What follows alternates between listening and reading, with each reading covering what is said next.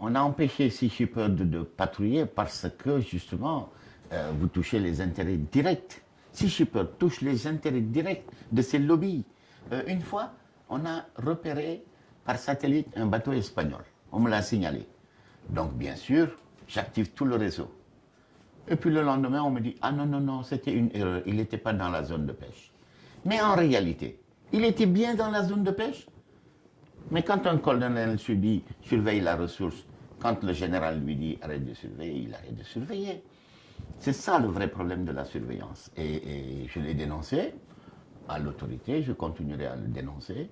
Et je crois que la sous-région a besoin de structures comme Sea Shepherd. Nous n'avons pas les moyens de surveiller. Mais déjà à l'époque de Wade, il me semble bien que Sea Shepherd devait venir au Sénégal et au dernier moment, ça ne s'est pas fait.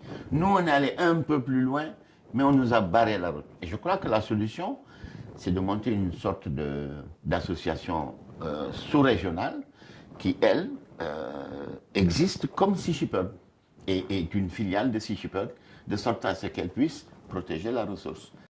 Mais c'est les mêmes lobbies.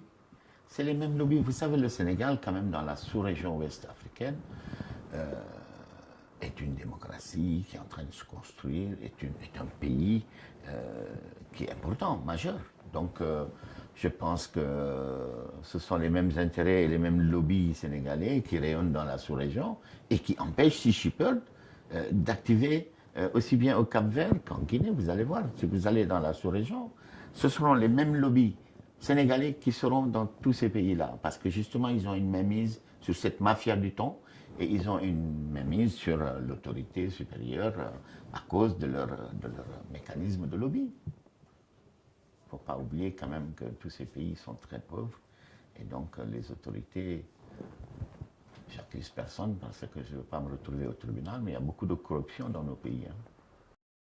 Oui, oui, en réalité, il faut que des organismes comme Sea Shepherd, qui ont prouvé sur le terrain par leur combat quotidien pour la protection des ressources, soient accompagnés plutôt que combattus, comme un peu partout dans le monde, parce que justement, ils touchent des intérêts puissants, des lobbies puissants, qui, elles, ne se préoccupent que de la finance.